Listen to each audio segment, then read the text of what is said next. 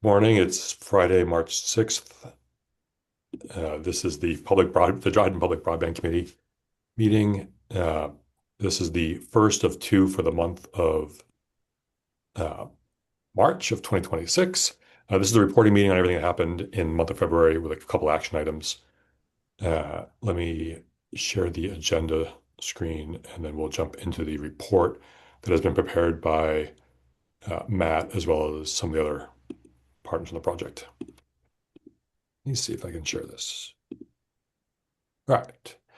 We'll do introductions, talk about Dryden support for A10212, and then hit the February 2026 report. If we don't get through construction updates as part of that, there's time on the agenda for those things too, if we need to. So why don't we kick off with introductions and that we have a new team member joining us. Uh, Connor Hands is here in the Dryden Town Hall. He's our new account manager. Or was that just Bill? Sean's not muted. There we go, Sean. Sorry about that. Um, so Connor joins us. He lives just down the road in Virgil. He's from Central New York. I think he grew up in Cortland County. He has experience in uh, property management and customer service, retail, uh, technology, a little bit of marketing. He's kind of like everything we were looking for in a candidate, and he's I think 11 minutes away. So he's been here every day. I think he's been here uh, either when or before I arrive in the morning, and he leaves after I leave, or maybe he stays overnight. I'm not sure, but he's been doing a great job this week already, and I'm excited to welcome Connor. He's Connor. You can wave. People can see who you are. Um, we'll talk about this in the meeting, but we also moved offices. So Dryden Fiber has exchanged offices with the Recreation Department. We're now right in the front of the town hall. When you walk in town hall, we're right on the right. What used to be the Recreation office, which was two offices in the suite. Uh, Marty from Recreation has moved down to my old office, and we've taken over this space. So there's rooms for both of us to be on the phone and call and do meetings. So welcome, Connor. We'll start with our mission. Someone like to remind us the mission of Dryden Fiber? Someone hasn't gone in a month or two.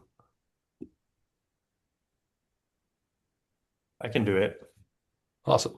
Our mission is to provide reliable, affordable, high-speed, fiber-based internet access. We offer state-of-the-art technology and unmatched customer service. All right. Thanks, Kevin. And Kevin, I think was a customer of Dryden Fiber even before he joined the Broadband Committee. That's true. So you didn't just join to try to get it, to lobby for the inside. That's right. What's your experience been as a customer? Uh, I've been very satisfied. Yeah.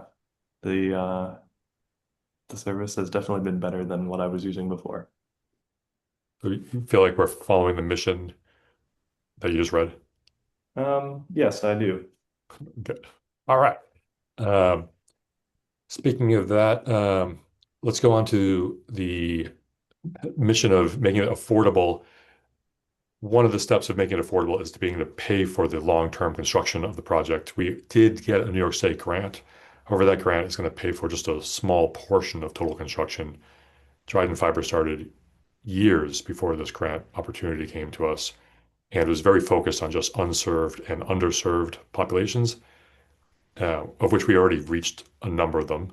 So what was left, there wasn't just a lot of room for us to build to reach that group that converted into grant funding, which meant we have and we will continue to spend a lot of money to build this.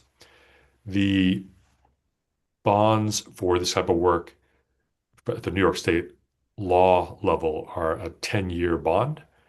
And our bond counsel recommended to us back in November that the budget for the project would be a lot more successful overall if we requested and if New York State passed a change to the existing law from a 10-year bond to a 30-year bond, which mathematically spreads out the payments over much more years. And the reason behind it is that the infrastructure cost is just a lot longer, or the lifetime of the infrastructure is a lot longer than the than 10 years. So we did some research. We drafted um, pretty simple one-word change to New York State law, changing the word 10 to 30, and then provided a lot of research over the course of December and January back to the Assembly. Our local state assembly person for Tompkins and Cortland County actually lives in the town of Dryden and is also a Dryden Fiber customer. And our assembly person has carried this to the Assembly, and it's being worked through on the Assembly side. Our state senator who represents Tompkins, Cortland, and then down into, I think, Broome County, is also a supporter, although she is not carrying the bill. A different state senator who's based in Syracuse, who focuses really on a lot of things for broadband and rural broadband across New York State, is carrying the bill in the Senate. So they're both working, and they've asked the towns involved in the project, Dryden and Caroline, as well as any other organization to submit and send in letters of support for this change. Before we go to the draft letter that Tony put together earlier this week, any questions about Assembly 10212, this extension of the bond period?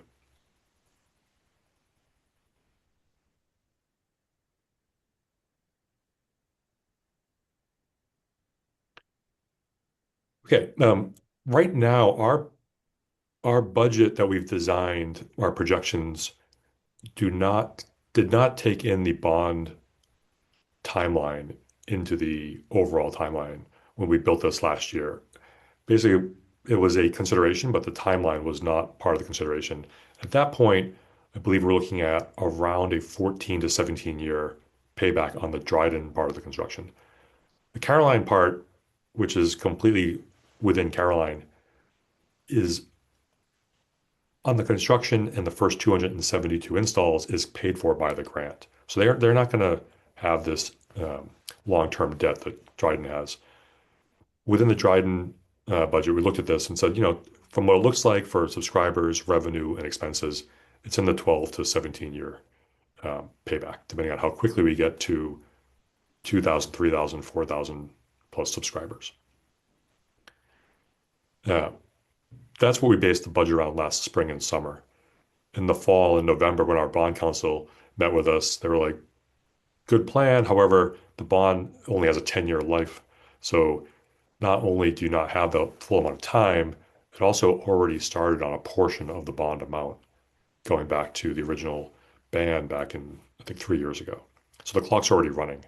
Now there's a few other tranches of this that will be on different timelines, but overall, uh, it was pretty recently, this over 4.5 months ago, when this came to light that there needs to be this extension in the bond period.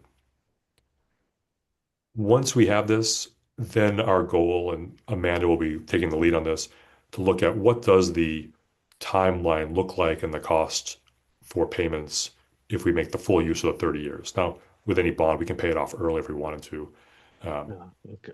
but this should have a direct impact on the amount of the amount we charge to our customer base each month for the period while we're paying the bond off. Uh, for what we can tell, it allows us to keep the rates flat as we pay for this over more years than the initial 10. Uh, we just haven't done the work to calculate that all out without having this legislation passed. Once we do, then we'll recalculate and we'll know what this looks like on a budget and interest fees and everything else related to it. So Dave, do we have to, we expect to get a bond in 10 years, we'll have to rebond, or are we going to have to buy a bond before that? Do we think? Um, it depends on this legislation. All depends on um, where we are with the band. So the band is a bond anticipation note. Amanda is more of the expert on this. Um, Jeff Smith from Municipal Solutions is our bond counsel, bond partner on this. He can explain it more. What typically happens with a bond is that the projects are relatively short. Like 1 year, it's going to cost $10 million. The bond's 10 million. You do the construction, you pay for everything. you have the bond, you pay it off over 10, 20, 30 years. If it's a bridge or a tunnel or a culvert, whatever it is. With a longer construction period project like this project, Trident Fiber, where it was known up front that it was going to be 3 to 5 years, instead of taking the entire, say, $15 million infrastructure cost out in a bond on year one, on day one, and having to pay the interest for the full 5 years, they looked at the budget and said, in year one, we're going to spend 3 million. Let's take out a bond anticipation note for 3 million, use that money to pay for all the bills in year one. In year two, we're going to spend another 3 million. In year two, we'll take out a $6 million ban, use the first three of that to pay off the previous year's ban, and then use the rest of that money to pay for that year's construction. And then keep doing these bans until construction is done. And at that point, we're at the full $15 million that we planned on spending at the beginning. Now we convert that final ban into a bond for the term of the bond.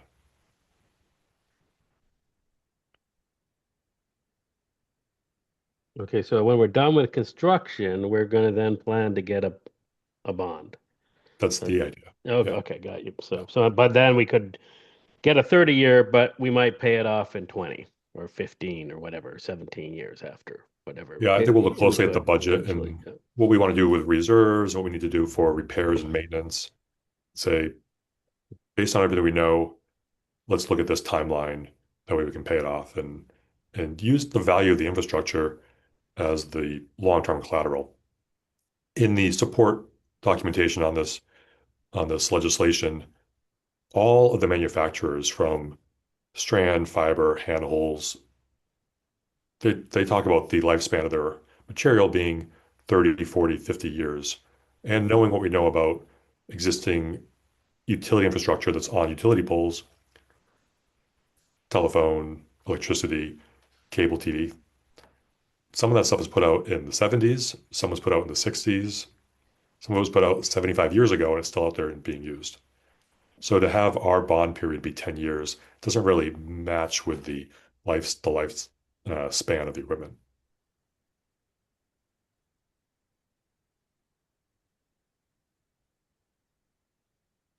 One other note is that last night the Caroline Town Board passed a resolution to authorize their supervisor to send a letter. So I expect that will arrive today or Monday from Caroline, and we'll send it over to the Assembly and the Senate.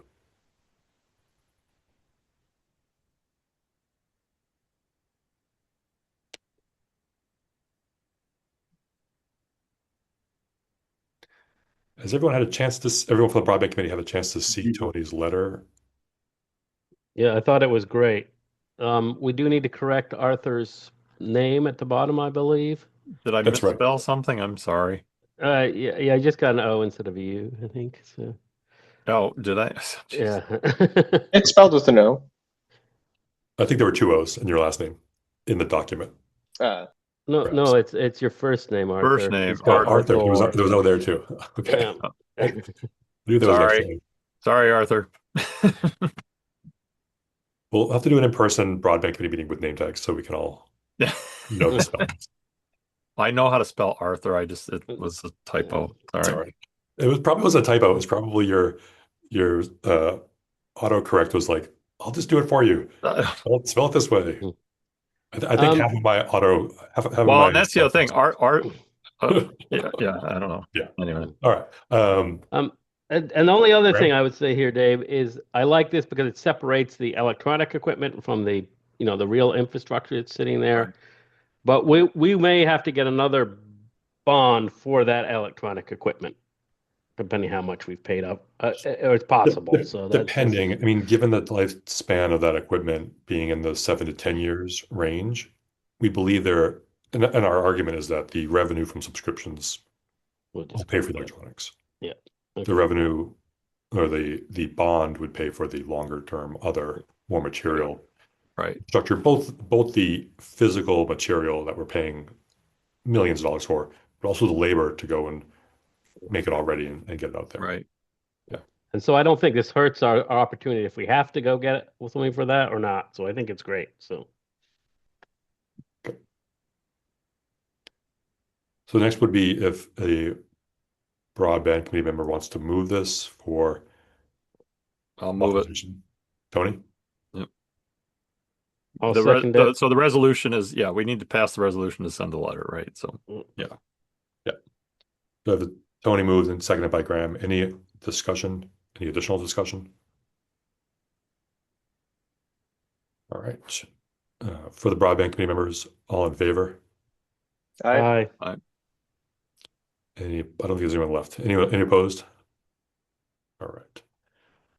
Good. Thank you. Next up will be the monthly report. And as we work through this legislation, I'll give you updates. You can also track those updates live on the Assembly's website. We'll continue to talk about this as it moves through. And go from there.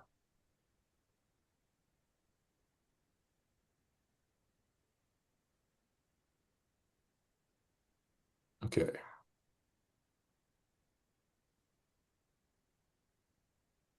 We are in presentation. Can you see the presentation?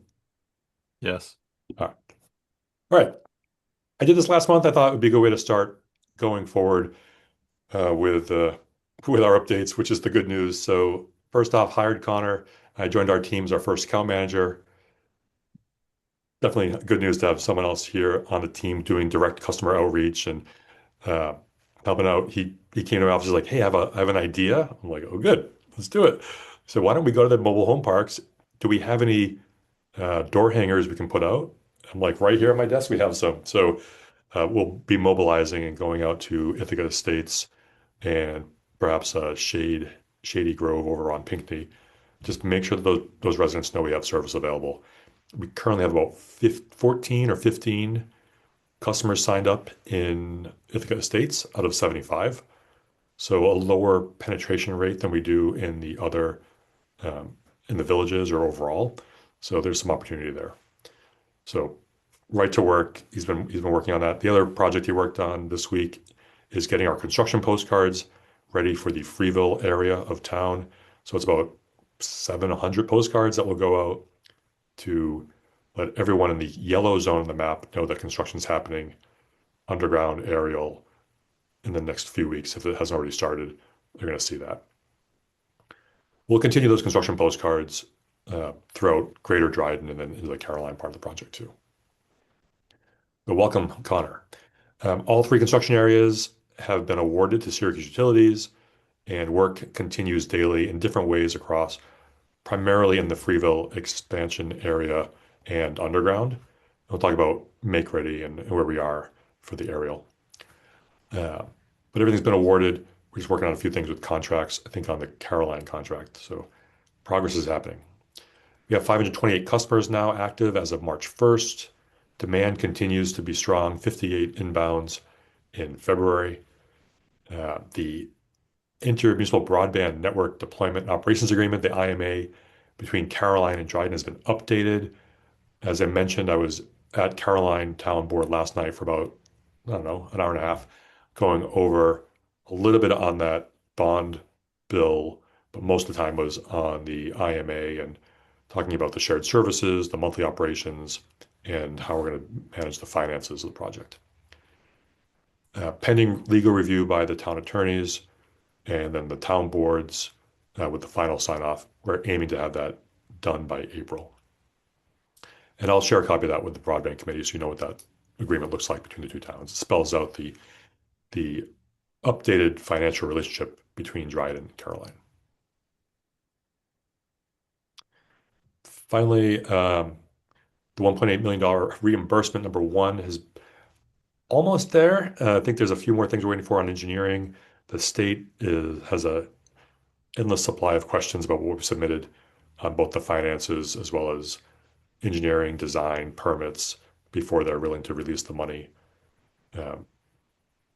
Hopefully going to get the rest of the back and forth of them wrapped up this month. We're hoping this week. And then the reimbursement sometime around 45 days after we finish that they've accepted everything and they don't have any more questions. So at this point, if it's done before the end of this month, payment sometime around mid-May. And finally, we've been already talking quite a bit the progress that's being made in Albany. Dan, Deputy Supervisor Dan Lamb, and Town Supervisor Jason and I met with Dr. Anna Kellis, our assembly person, on Tuesday to just talk about it, and she's very engaged in moving this legislation forward on our behalf. That's the good news. Any questions before we go dive a little deeper?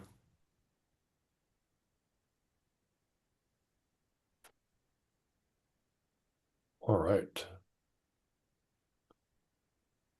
Same thing I said last month, which it is still, we believe, still possible to reach our goal for MIP by the end of the year. The challenges list has not changed too much. However, our actions around them have changed.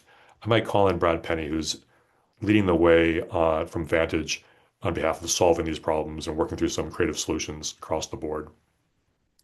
At a high level, the challenges that are focused here on the Freeville expansion extend to Greater Dryden and Caroline in just different quantities and different orders of items. So the first one, electrical make ready, this is replacing or repairing, replacing or preparing utility poles for us.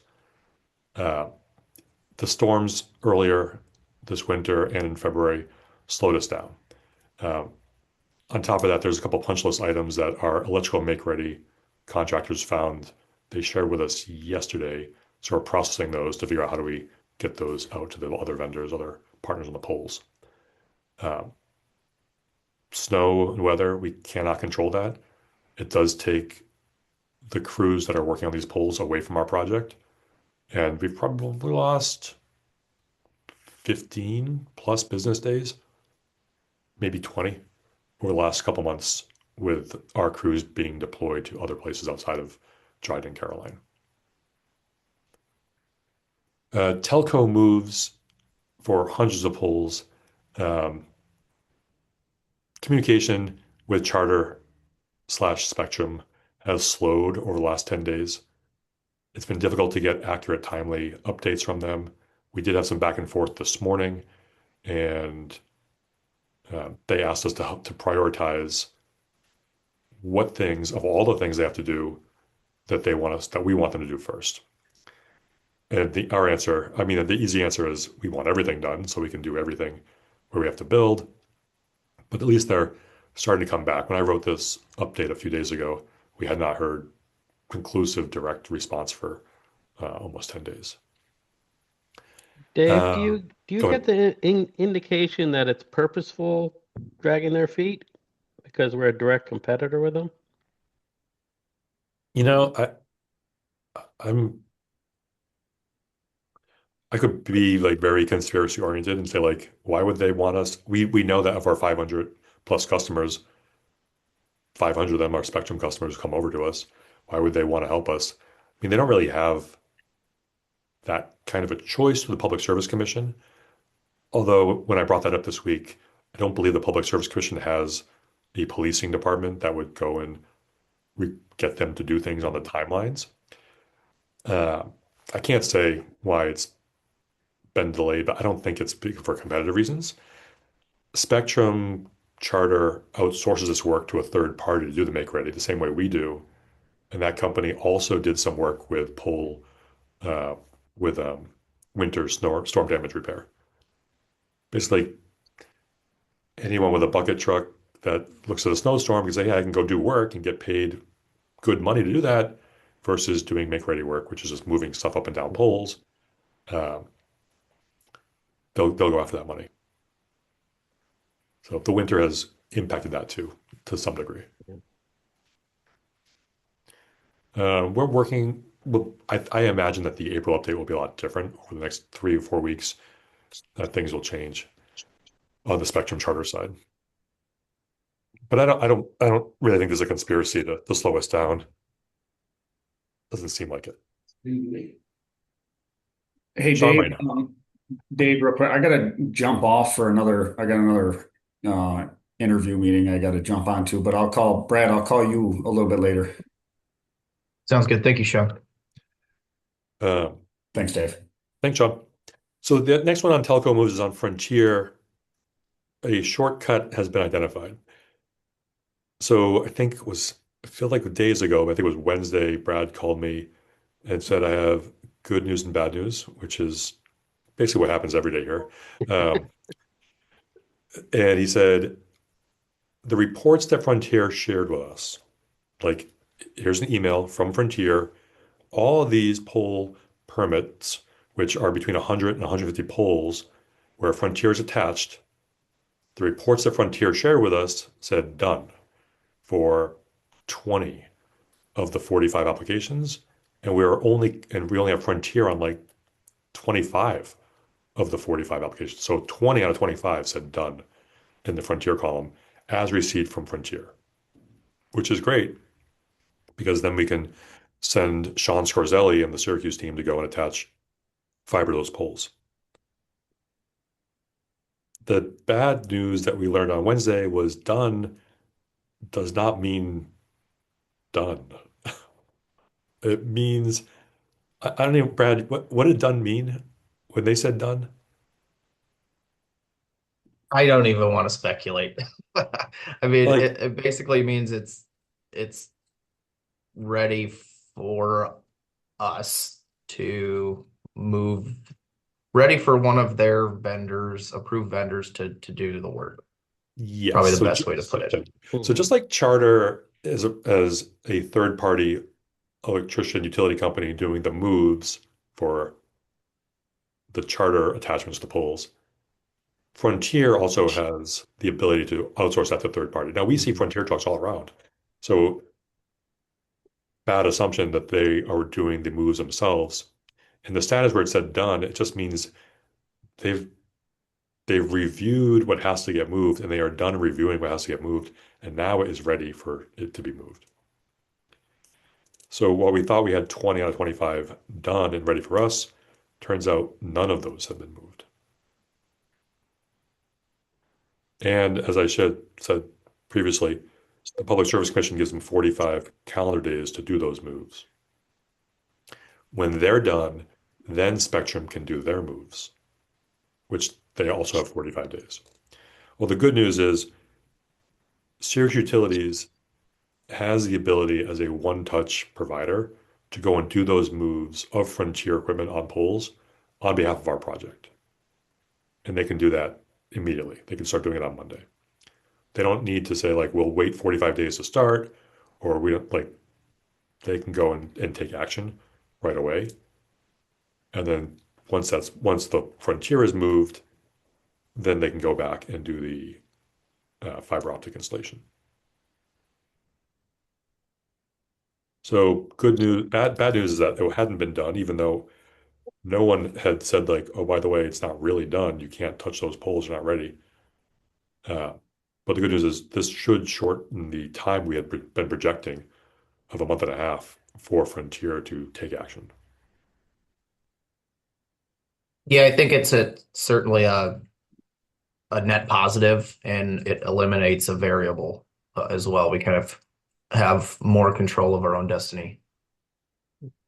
Now we were going to have to pay Frontier to move to make room for us. So it doesn't really change this financially. We're going to have to pay Syracuse to do the moves, but we would have had to pay Frontier or their subcontractors to do the moves anyway. Right, before we move on, Graham has a question.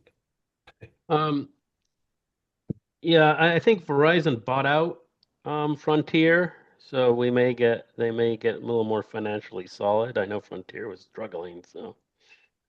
Yeah, But you're saying that when your letter came out, it indicated there was question of who's going to pay for this cost.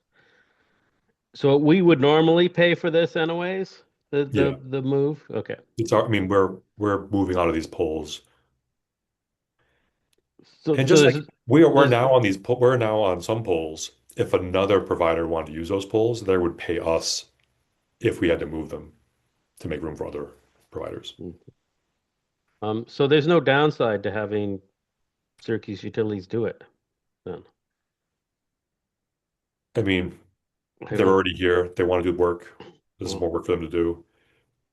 It takes out an unknown because these these other partners, these other tenants on the poles, subcontract this work out, and there's just every time you subcontract, uh, you're just losing a little bit of direct control.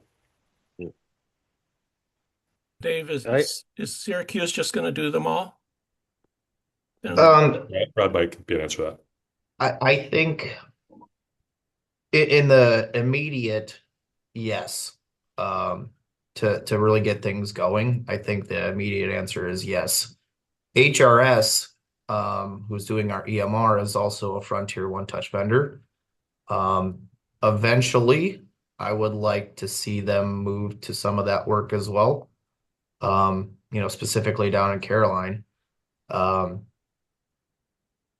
I don't want to distract them from getting EMR complete. So it's gonna probably be a balancing act. So of either them committing to more crews to come do perhaps some Frontier work, or letting them finish their EMR work and then, helping out thereafter. okay, thank you. My only other comment about this is that along Etna Lane, they have moved some of the stuff to the new poles, but there's other poles that they have two poles, and the old Frontier stuff and Spectrum is still sitting on the old pole, but not all the poles down the lane. So, and they haven't pulled any of the old poles, and this has now been 2 years.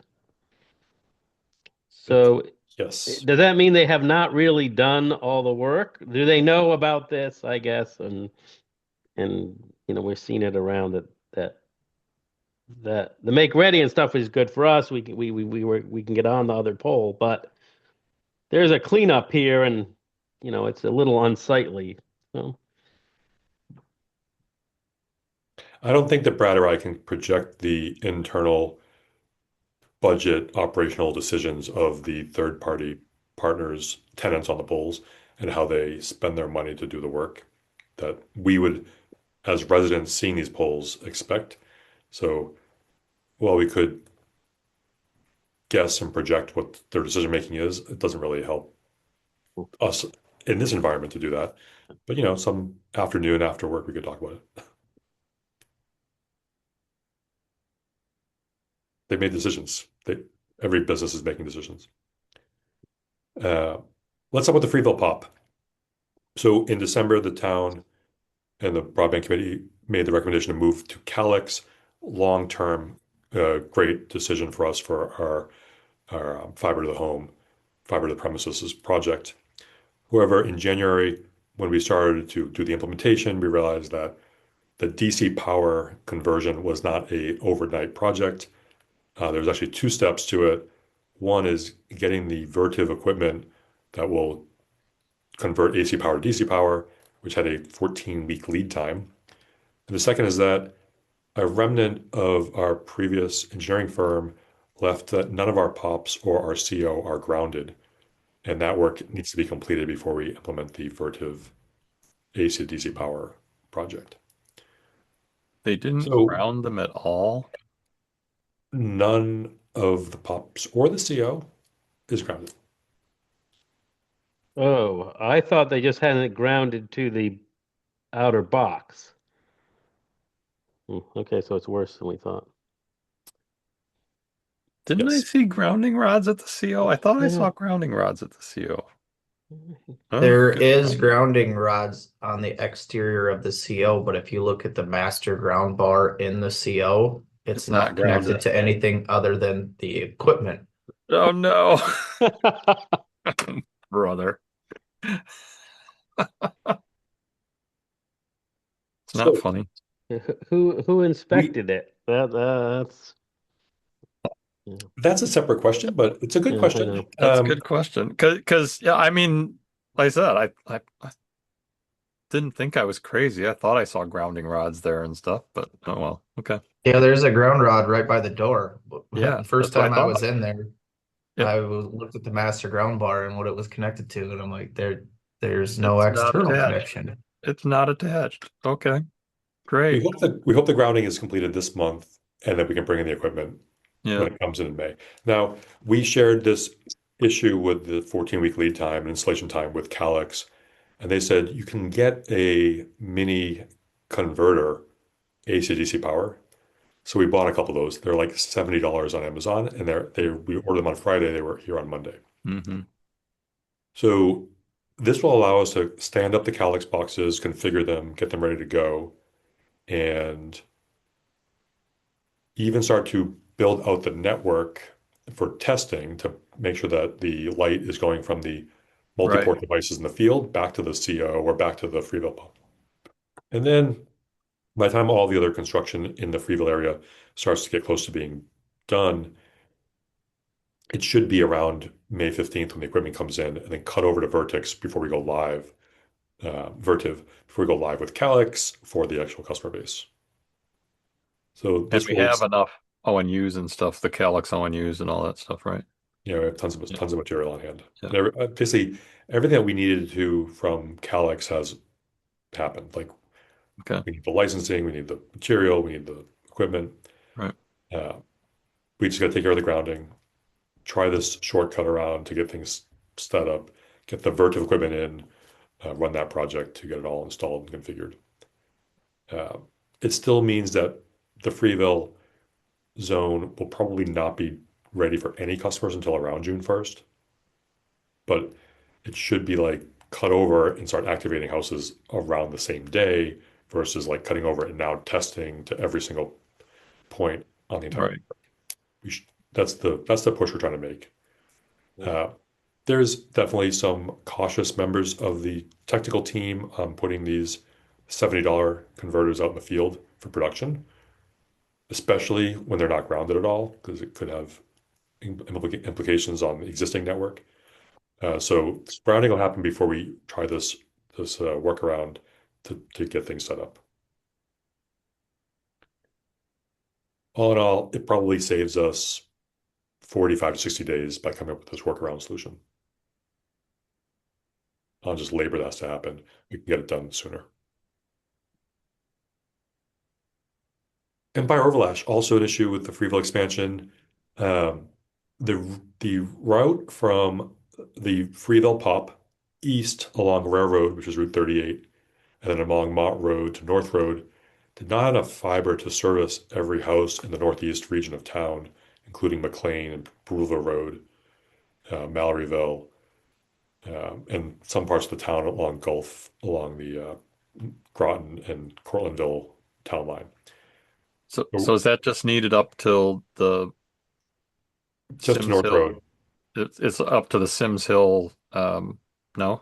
No, it basically branches from there, and some of that 72 will go, I think, up 13, past Sims Right. Hill, up 13 to Cortland County, and some of it will go up North Road to McLean. And That's what I'm saying. The extra fiber is needed up to Sims Hill, and then it splits off to feed that northern part, I right? think the split is actually at North, where Mott and North come together Oh, near not Mott Peters. North. Okay. All Yeah, right. so it's only about 2.7 to 3 miles.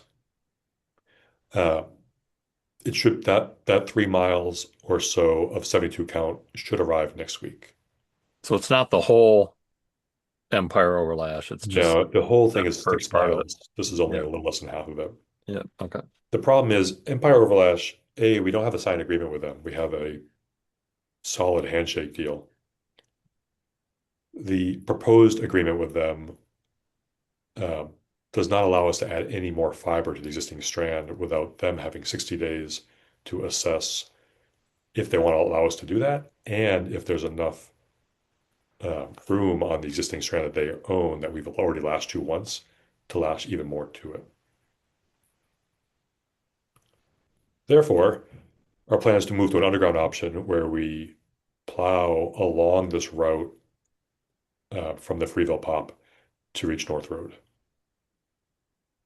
underground, which gets the So job you're not done. actually going to overlash it. You're okay. Yeah, we'll be doing it underground. Does that have any? Because a small portion of that is state road. Does that have any DOT implications? Of course. We'll be using as much as we can to go around the state road on 38, Yeah. follow where we have service through the village, I believe up Cook, and then through Freeville to, it's not Hart Road, but around and then north I gotcha. and then Yeah, back down onto the town road, which is Mott Road. So we've kind of worked our way around the state roads. gotcha. Yeah. All right. That Wow. should be starting once the material gets in, which is next week. That's so annoying. I mean, again, going back to 2+ years ago, saying, hey, we need 72 count. Let's put that in at the beginning, or Yep. 144 or whatever it would have been, Yeah. 96. Yeah. This is, what did we do the last year? Like, we're looking at 6,000 plus parcels in Dryden and another 1,200 parcels in Caroline. Vantage has gone to every single pole, every single house, MDUs, duplexes to figure out how much service we need to reach every single house between the two towns. There's still Vantage vehicles doing some of that follow-up work in like some parts of Caroline, even the last couple of weeks, to make sure that this doesn't happen going forward. Like an army of engineers going through and figuring out where we need the service. That just didn't happen in the early part of the project.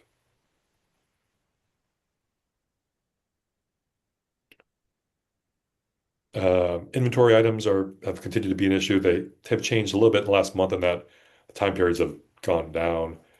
Uh, we think a lot of these things will all come together around the same time, which is make ready's done, the pop in Freeville is up and running, Empire River Ash is done, inventory is all here, and finally, the last one, the state permit is in place.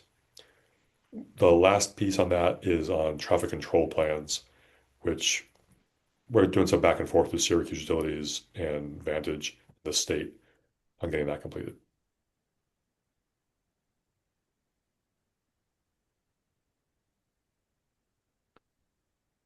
I realized yesterday, this morning, that inventory on this report is only like 3 lines. The word inventory, these 2 bullets.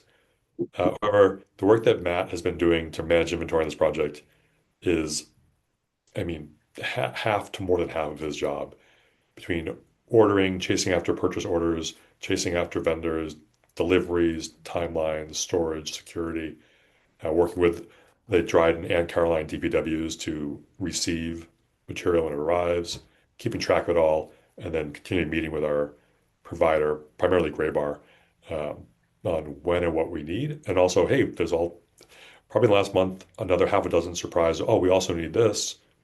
Let's get those ordered for either the installation part of the business or the construction part of the business. So it might only look like 3 bullets on this one slide of the entire report, but Matt is doing a killer job in managing all the inventory. I don't know like how we operated without him doing this. It just wasn't getting done. Yeah, big kudos to Matt. Not only is he a master of all this communication with all these vendors and the spreadsheets, he's also going to be doing some physical work to make sure that the connects and the yards have things in the right places so they don't get damaged. So he wasn't hired for his brawn, but he gets to do some of that too. Opening these giant Connex stores in the middle of winter when they're frozen shut is just like a nice, fun side quest once in a while to get outside. I started carrying a torch with me in my car. Yes. I'm glad spring is arriving. So, like I said, these are the challenges in the Freeville expansion area. Some of these cascade down to the greater Dryden and Caroline area. The solutions we're finding in the Freeville area are also the solutions we're putting into play in greater Dryden and in Caroline.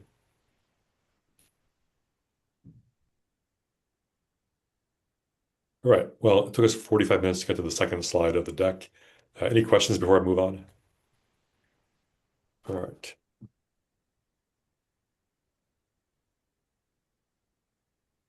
Matt updated this. I don't think there's been many changes because we have not been doing a lot of construction uh, across the board. We're just down to 10 months to go. That's the big headline.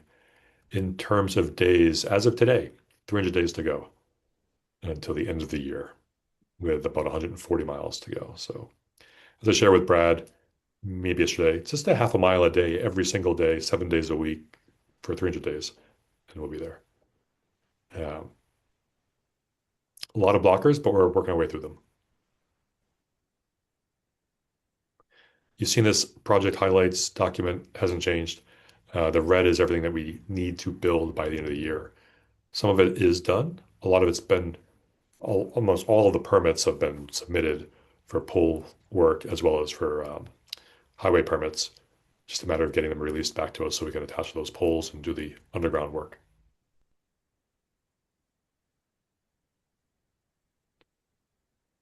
I haven't updated this month. We're still in this partial hold now that we're in March, where there is some work being done. Every Monday morning, the Vantage team, which includes their outside plant engineers who are here in Dryden, as well as Syracuse, as well as Matt, so we can handle any inventory questions that come up, and myself, the four groups, Syracuse Utilities, Vantage, Dryden Fiber, Matt and me, we get together to look at what the plan is for the week. What's going to be done aerial, underground, uh, what's it look like for the week? So there's clear assignments. The goal is that by June, we'll still have those meetings, but it will be less pick and choose. Instead, it'll be go and work wherever, whenever you need to go work to get things done. And then start to bring some of these houses live, uh, even before we get to these live months, August, October, December. In the build months, there will be areas where we can start to activate neighborhoods and houses and streets in small bunches. So as they're doing some work, we'll get these ready in the build months to activate houses. And that'll be important because we do have to install 346 more paid for installations before the end of the year within the 2,700 identified addresses. Any questions on this plan view? Months, what we're working on, where?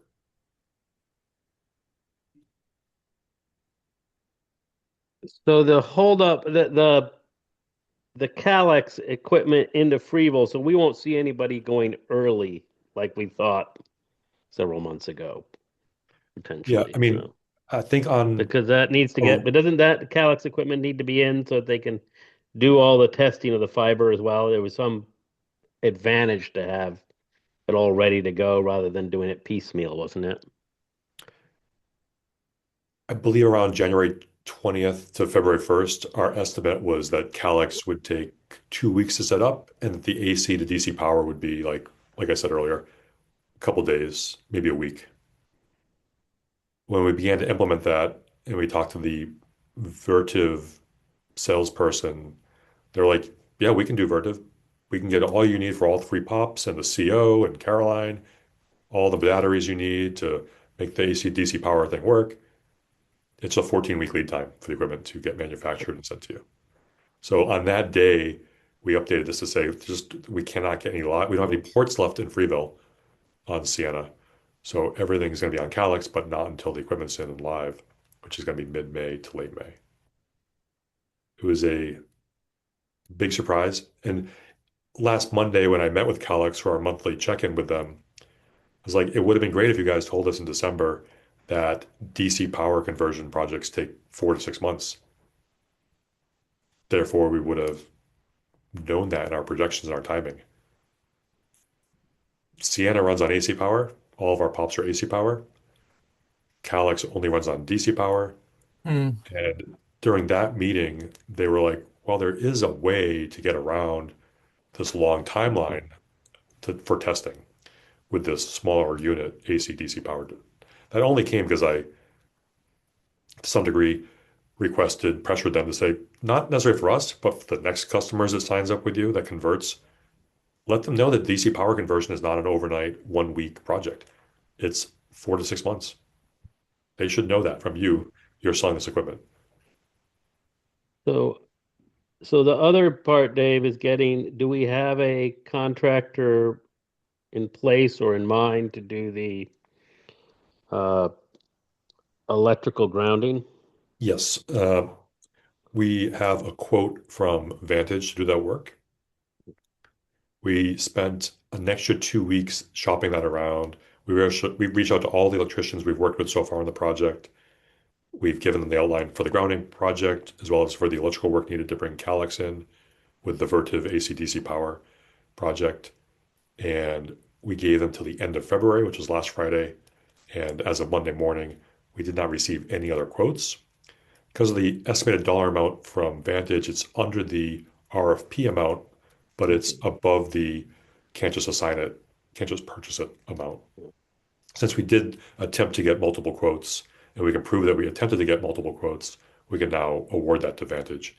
And Brad and I had a meeting scheduled yesterday to identify that project plan. It's going to get rescheduled for Monday. And hopefully by the end of the day, Monday, we'll know the timeline for the grounding as well as the Vertiv install. That's great news.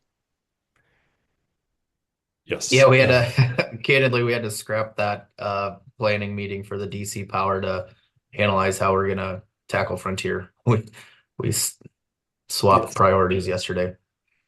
Yeah, it's like as you probably already can understand, there's about 10 different things juggling at the same time, just on construction, which is another reason why Connor is here to help with everything going on operationally with installs and expansion. Uh, yeah, I probably see Brad 3 times a day right now.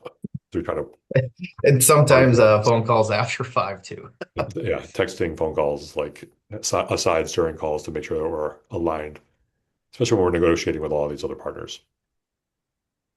All right. I only want to give like a couple minutes to this, but I want to give you something to start with on Make Ready. I'll send this deck to you so you can take some more time to look through it. But over the last few months, few years, this idea of Make Ready has continued to expand its impact on our project. This is a very short version, which is the two options for fiber deployment are either aerial or underground. For aerial, the poles have to have enough room for us to attach, and by default, they are not made for us to attach. For underground, um, we can go underground, but it does have a much greater expense than going aerial. So for Dryden Fiber, about 90% of the project is aerial. And between the two towns, it's about 4,950 poles that we have to touch, which means each of those 4,950 poles have to be made ready for us. So huge infrastructure project before we can even attach, the poles have to be made ready. So today, most poles look like this, which is all electricity at the top, all the way to the transformer. They don't have all these things, but they could have all these. And then down, you'll see cable TV and then telephone with a little diagram of what denotes this is probably cable, this is probably telephone. This is now in the deck, so you can come take a deeper look at all the different parts of things that are on these. But the more important part gets down to where we attach. We attach a steel strand between the poles, and then we lash to those strands with our fiber. There's also excess, in case anything happens, the glass has some flexibility to expand or be replaced with what you see on the poles is coils. Sometimes they are circular coils, sometimes they're more teardrop. Some of the equipment that we're not using, but other fiber optic providers use, look like snowshoes. So they're actually called snowshoes. And that's where the fiber comes in, it loops around, and it looks like a snowshoe up there. That's so there's extra line available for replacement or any other damage. So then we get to the before and after. This is where it takes a bunch of steps. On the left side, today, power's up on top, then there's cable and there's telephone, and there is clearance defined between electricity, cable, telephone, and the ground. And that's an important part. The telephone lines can't be too far down because trucks will hit them or other things will hit them, farm equipment in some places. The first thing to do is to have the engineers look and say, is there enough room for us to attach when we attach the poles for all the clearances? And then so the telephone is not too low so we can attach fiber. In some cases, that means replacing poles. It's not 100% of the time, but it's probably more than 30% of the time. Poles have been out there for 30 or 40 years, and there's just not enough clearance for our attachments, or uh, the poles are just really old. Like some of these poles are falling down, they just need to be replaced. They just need to be replaced or at end of life. Now, the easy thing would be to say, like, if I look at the right side, great, just attach fiber and we're done. However, there's an issue in that the fiber clearance in this diagram, you can't really tell, is about the same clearance as the cable clearance on the left. So what has to happen is step one, telephone has to move down. So Frontier or Verizon has to come in and move their lines down. Then they leave. They tell Spectrum, we've moved our stuff down. Spectrum comes in, or Charter, and says, great, now I can move my cable down to where telephone was. But I can't do that until telephone's moved. Then fiber can come in and be in that top position and go to where cable was. So it's multiple visits for every single pole as telephone moves down, cable moves down to where telephone was, and then fiber gets attached to where cable was beforehand. Question, Dave. Why can't we just go on the bottom instead of going to the top? Good question. Fiber has been granted the secondary pole position on the poles of being the top provider. Uh, I don't have the exact answer. That did come up this week as a question. Um, Even if we were the bottom, like we were like, look at the clearance below telephone and attach us, many of the poles did not have enough clearance between the bottom utility and the ground. So that whole pole had to be replaced and moved up, and that replacement, everything has to be moved over to the new pole and then raised to the right clearances. Um, if I had to guess, and Brad might know, glass fiber is a lot more fragile than copper telephone. So fiber companies get a higher position on the pole, further away from obstruction. Brad, do you have Yeah, anything to say on the order? yeah, and so they call it like the A position. That's where we're going. The reason behind that is more often than not, if there's gonna be room on a pole and make ready is not needed, it's gonna be above the existing facilities because telephone and cable TV have probably been installed, just to barely clear spec. So more often than not, your best option is gonna be that A position anyways. That makes sense? Yeah, thanks.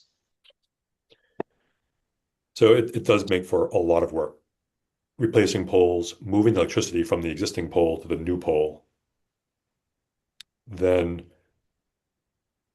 company has to come in and move, and then cable moves, and then we can attach.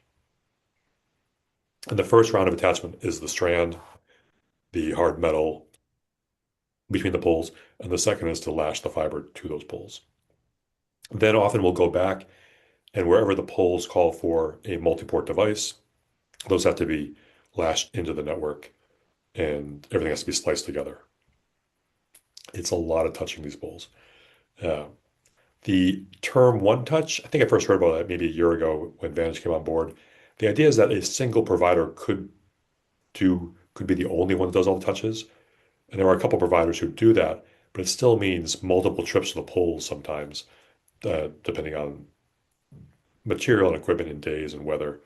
So while it could be one vendor that does it, it doesn't always just speed up the process. Dave, the fiber and the supporting strand, that's not part of the make ready though, right? Right. That is after make ready is done, Yeah. then we get to attach. Okay. Yeah. So we had all those reports from Frontier that they were done. We believe they were done with their work and now meant that they had moved down so then Spectrum could move in. But they just said they were done with the engineering that was required to release it to their subcontractors to go and do the moves, which would now become us so that we have more control over it.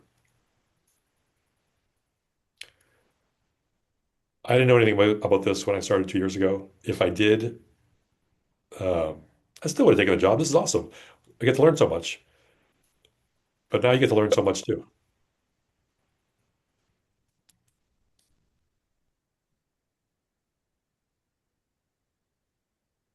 Oh yeah, this what I just said. Fiber gets top position for non-electric tenants. Telephone moves down, cable moves down, fiber is installed where cable was.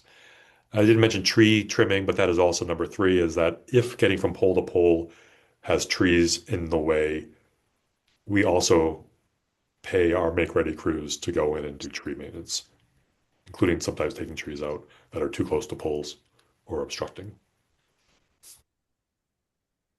All right, now I know everything about make-ready in 9 minutes or less. Any questions? Any other questions? Uh, cool.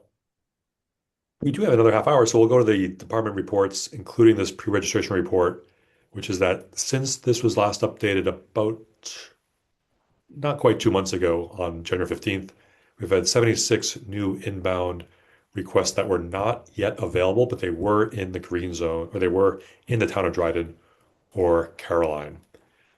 As of today, there are 669 Dryden residents who have registered for service who are not yet in the green zone. 103 of those are in that Freeville expansion. So when that area starts to get lit up, we can instantly go from our 525 customers to 625, like as soon as we get the crews out there to do the installations with clarity. Beyond that, as we build throughout the rest of the neighborhoods, you can see some of them like Ellis Hollow, Snyder Hill, West Dryden, Route 38. There's dozens and dozens of people have already signed up all over town. So as we build out to those locations, we already have subscribers ready to go. And finally, outside of Dryden's 669 subscribers that have already signed up, we have 214 that have signed up in the town of Caroline. So we're well on our way on the Caroline side too. A total of 880 pre-registered prospects. Mark just muted himself, but he didn't want to. I think I missed something. What's the plus 32 there? Oh, that's the new one since January 15th. Oh, okay. Yeah, on the right column of the chart on the right, those are all the new signups per neighborhood just since January 15th. Ultimately, this is without doing any marketing. This is just people talking to people saying, hey, this sounds great. Can I sign up for it? And we've had a steady stream uh, that have Well, continued requesting this. and I think the couple of articles that have been like in the Cortland Standard and those kind of things have helped. Those help too. Yeah. Hmm. Plus, it's toward the second half of January when people open up their taxes and decided I should look at my tax bill. They found our letter, so that drove Yep. a little bit of signups too.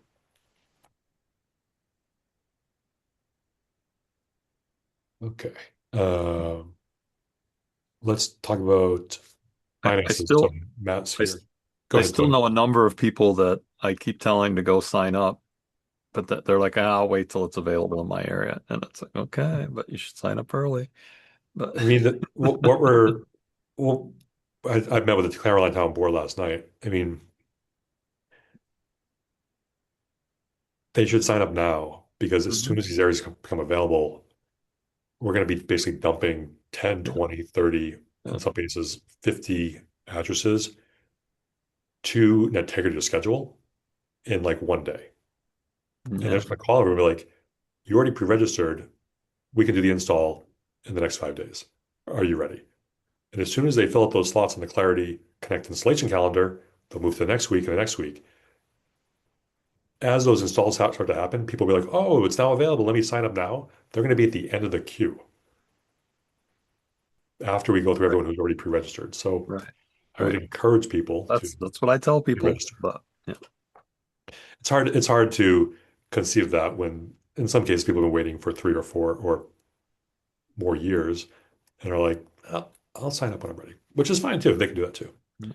Just be a lot easier for us, especially in a situation like a Hanford Drive where 7 of the 8 residents signed up and we do all the installs in that neighborhood in the same day or two. Yeah. That's another nice thing to have with pre-registrations. All right, Matt, you want to talk through some of the finance updates? Yeah, so I'll be brief on this particular slide. As Dave said, the service requests are booming. That's not translating currently into people getting installs right now. Is a pretty slow slow month here. So you can see we only netted 4 more customers total the month of February. You see the 3 cancellations under silver. 2 of those were moves. One was a uh, customer who wasn't satisfied, but our friends at Integrity looked on the back end and they said there were no connectivity issues. So I think that was just a user thing.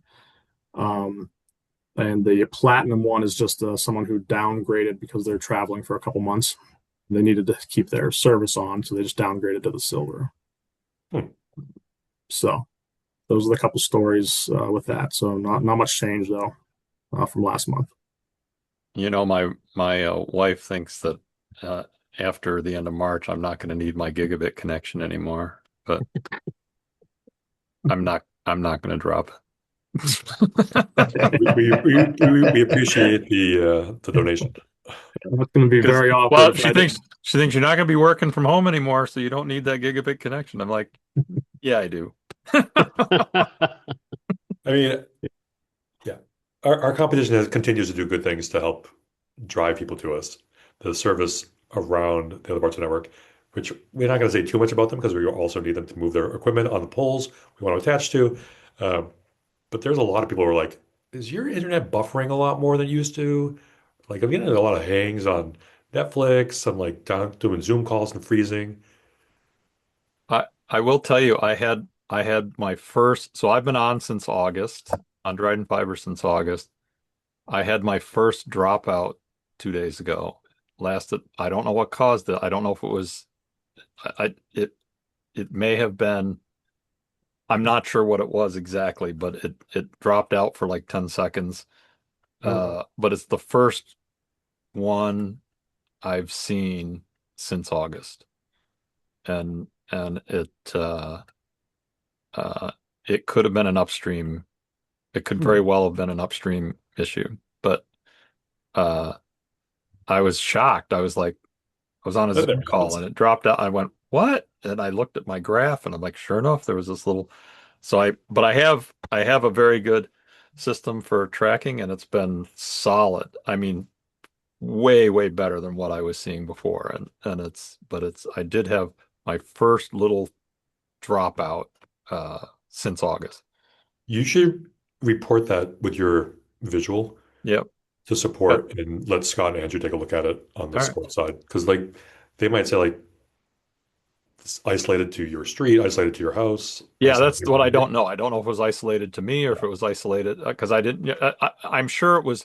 I'm sure nobody else on the road would have noticed it if it just happened to happen when I was on a Zoom call. Is the only reason I noticed it. But, yeah, it's very noticeable when people freeze on Zoom. Yeah, but like I said, it's been way, it's been really solid since August. But good. All right. Other financial slide. Okay, so Amanda and I decided after our budget conversation in the month of February that we wanted to change this slide a little bit. The previous slide just had our, I believe, like the month numbers, year-to-date numbers, but we wanted to add the budget part of it here too, so we can kind of see as we go along through the year how we're comparing to our internal budget. So. We've kept the categories the same here because we can't expand too much on this small screen. But the first column is basically going to be our year to date. These are actual expenses so far for the year. As you see down at the bottom, it's a 1.3 million in expenses so far. The budget amount, that is for the entire year. We don't have the budget broken out by month currently, so that's the budget for the whole year. That 12.7 million. And then the remainder column is just how much we have left to go over the next 10 months to stay within our budget. For the current year to date there from January to February, you can see the vast majority of it is in that construction pile there. So, which is to be expected. So, Amanda said too that she used to have a balance sheet piece on here and she's going to add that add that back next month on a different slide because she does want everyone to be able to see that. We just didn't have a chance to get that in here for this month yet. But we would love any feedback you guys have if this slide helps at all, or if it doesn't help, you want to see changes, or if there's more detail that you want. We may not be able to fit it on here, but we could send it, after the meeting, a separate email or something. So feel free to give us any feedback you want on this particular screen here. Thanks, Matt. Questions for Matt? I like it. It's a lot more simple. There's a lot of things happening in the old one, so this is nice. Cool. You want to talk about this slide? Yeah, this is Amanda's baby here, but you can see we our operating expenses there, dipped down below our linear line there, so that's good.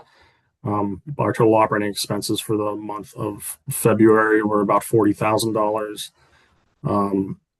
We had a big part of that, 12,000, was for a semi-annual pole rental expense with NYSEG, I think. So in terms of our consistent monthly operating expenses, that's the 28,101 number that you see there at the bottom. So, and you can see the subscriptions again, they're slowly going up, not as fast as we would like.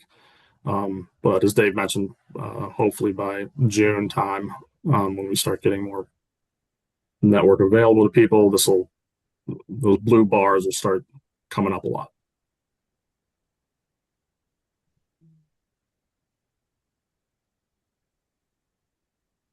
Thanks, Matt. Any questions for Matt on this slide?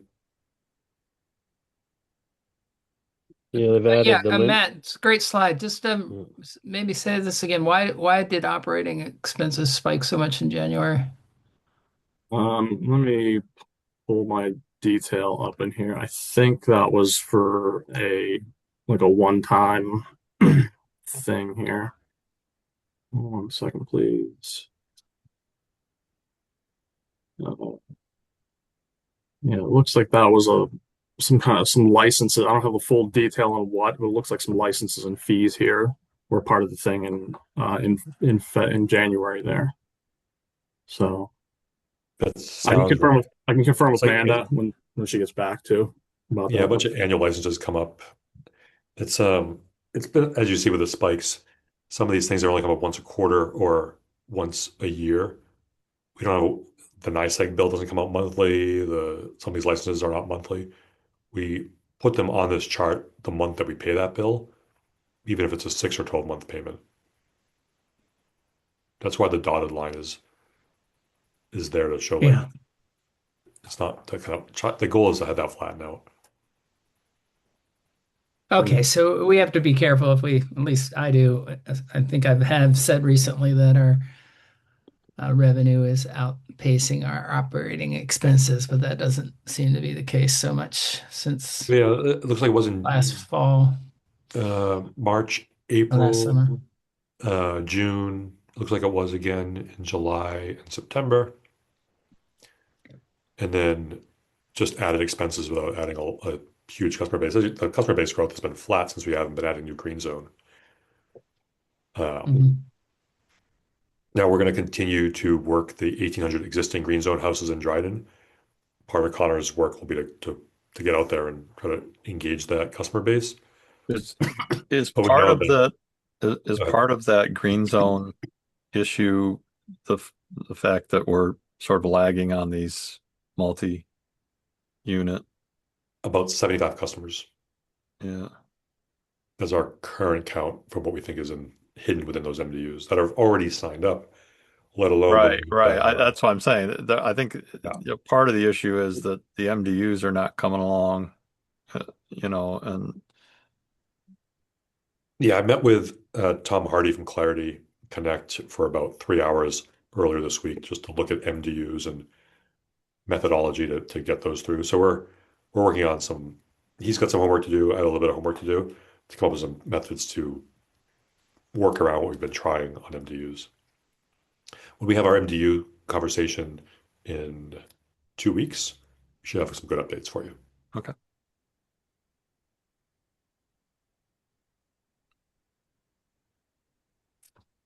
Thanks, Matt. Customer service, I think the big thing to note is the ticket to customer ratio on the lower left-hand corner has dropped to 9% from 16 in January to 18 in December. Like a lot fewer other unrelated calls. Just a kind of the education error calls have come down. So what causes that? Not really sure. We do not track the calls to the number of days that that customer has been a subscriber. However, with my experience in most systems, a majority of a customer's support calls happen in the first month of service. Yep. Once they become a customer and like they figure out the Wi-Fi issue, they figure out how do I get things plugged in, like they never call again. So some of this might be we have fewer installs, so we have fewer calls. We also have new Wi-Fi devices that have eliminated the Wi-Fi issues, basically 100% since that plan was implemented in November. And generally, you're right. People will call when they're setting up. They have questions. They're doing that kind of stuff. But then once it's all set up and running, unless they have a problem, for example, lots of dropouts or they're having issues, they're not going to call. So yeah, so that makes sense. I suspect in June we're going to see a spike here. I imagine that I mean, if you look at this budget, we are budgeting for $710,000 for installations. That's 710 installs. Right. We've done 12 so far. Yeah. So with 700 installs planned, we are going to have a lot of new people experiencing a lot of things that we never experienced before at the same time. Not even related to bandwidth, just like, how do I do this? How do I do that? Yep. So yeah, I imagine these numbers will change as we add more customers, and then it will come back to a steady state. Right. Maybe this 9% is the low water benchmark where we have so many of our customers have been around for so long.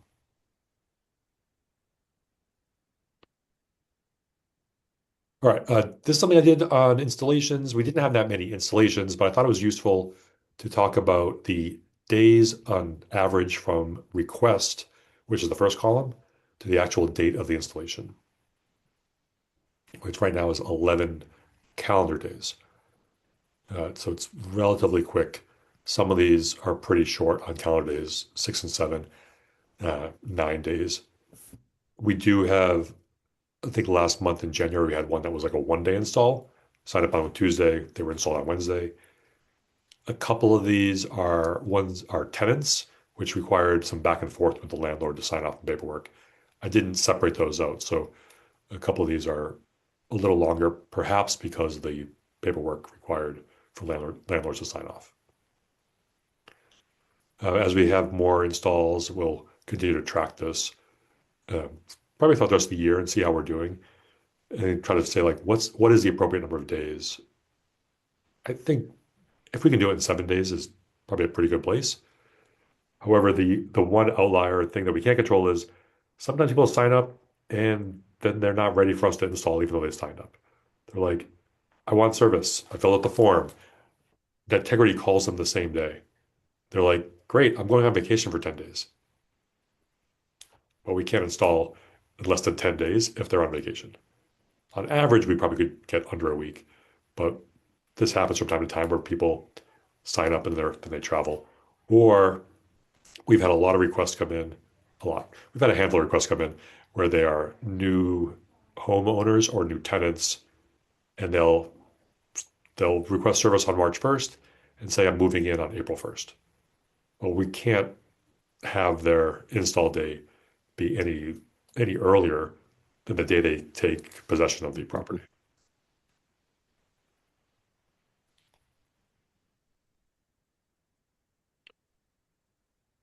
Any questions on installs this month? As it says, we did 8. We did drop some, so the net number of new customers was like 4, but we did 8 installs in the month of February.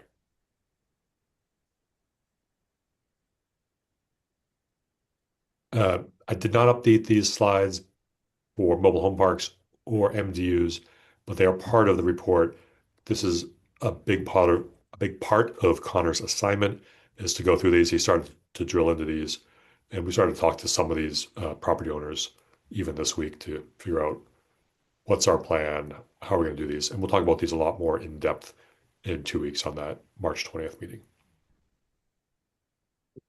Brad, anything we missed? No, we haven't missed a thing on this slide, so we'll keep moving along if you want. Okay.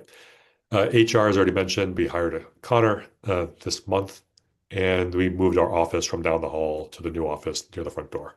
So stop by. Legal, we're in negotiations with Empire Access. They have a copy of the updated agreement. We are making a lot of progress on the IMA. It did go to Caroline this week, but not before the end of February. And I met with the Caroline Town Board last night, so making great progress on the IMA. The networking maintenance and the MDU construction, I have copies on my desk. Those will go to Clarity as drafts of these agreements today. And finally, the INHS Varna project is still working. They'll get feedback next week to continue moving that project forward. So making some updates on the legal side. Any questions on legal? Government relations, the survey project I talked about last month continued on 2/27. The student team shared initial draft questions with Dan and me. So we started looking at those. The goal is to have the survey finalized before the end of this month, send it out, get it out there in April and May, tally in June, and report back in July. A couple days ago, Dan and I were interviewed by the Cortland Standard, and that ran on March 2nd, and I shared that article with you. We already talked quite a bit about the Municipal Broadband Financing Modernization Improvement Act. It's also here in this report. We did it. All right. That's everything on what happened this month. Any questions before we go back to the other agenda? Have we had any update from TC3 and that? We have not. I'm trying to think where we left that off with them. I think they were going to do more work to get things ready for us. I think it's more on their side than our side. But that is one of the MDU operational projects that I'm going to be handing to Connor. He's been here 4 days and 4 hours. I don't want to give him everything on day one. I kind of wanted to, but TC3 is part of it. We have had some. He was like, "Should we be sending a postcard to TC3 to let them know about the service?" Like we could do that too. Continue to hit them, but we do plan to send a postcard to the TC3 farm and get them online. I believe we have permission to do that. The other thing that we had at one point, we had thought that the emails were coming in and they got an initial response, but not a second follow-up response. Is Connor going to be doing those follow-up responses for all our questions coming in? This was where Yes. customers, we So thought we thought communication was going along and it wasn't. So I just want to make sure we have actually fixed that problem or are double checking in on it. So from time to time, we learn about what was not happening. Last week, a resident in Caroline was like, "I signed up in November of 2024. I never heard back from anyone." Like, well, that's good to know now. I'm sad that I'm unhappy that happened. Every single person who has requested service since September 16th, when I took over that job, has been directly responded to by me, and as of this week, by Connor instead of me. So I can give you the count. It's probably close to 700 people have signed up in the last 7 or 8 months. Every one of them has been responded to. Now, what we have not done is for all of the renters and tenants, we have not been communicating with them on status updates. But that will be another Connor task. And we'll talk about that with the MDU conversation in 2 weeks. Right. Because letting them know, like, we are working on it. Here's what the gap is important. Yeah.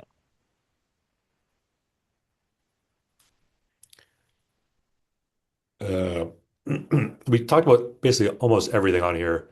The upcoming topics are MDU apartment buildings, mobile home parks, mixed use buildings in 2 weeks on March 20th.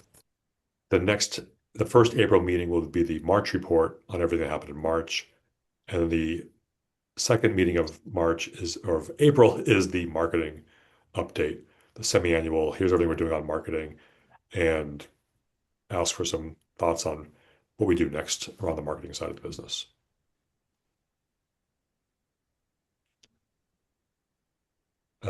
With that, we're open for another 60 seconds. Do you have any questions, thoughts, comments? Or we could even end early if you want. Yeah.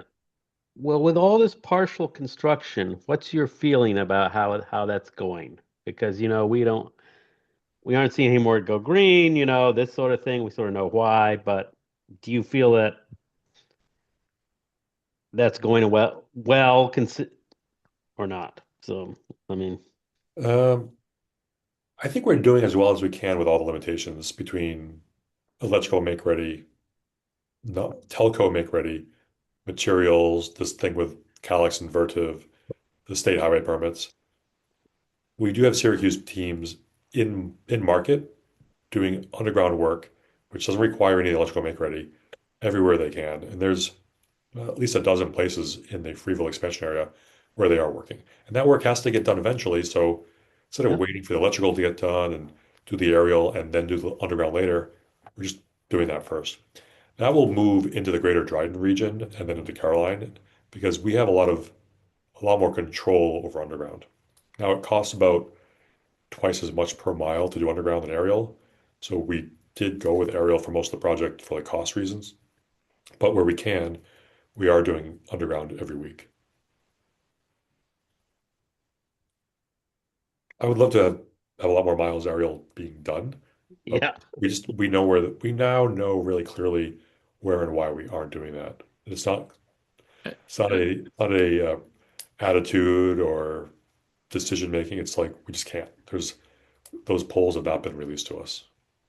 And if you look at the timeline thing that you shared, it looks like June. We need a whole lot of crews working in parallel. That's what it looks like. Everything in the let it rip, like there'll be two things. One is Syracuse will staff up around all the different things they've been awarded. In addition, because there are about 45 different make-ready packages, if any individual package has a blocker, they have 44 others that can work at that point. Right. And I imagine that even as they're getting close, there'll be like delays here and there. They'll have plenty of places on the game board to go and work and do aerial work across the three different regions. They don't have that right now. We just don't have it. We're not set up for that because of all the other, mostly make ready, but other things in play too. We also have the ability to, in the agreements with Syracuse, as the construction company has been awarded this work, they can subcontract out work as needed to hit the deadlines. So they can sub out the splicing work, they can sub out the construction. If they need more crews, they could sub the work out to HRS to help out. HRS does have the ability to hang fiber and stranded fiber. So if they wanted to, if they ran out of crews, they could outsource that. It's in their agreements with us. They could do that if they wanted to.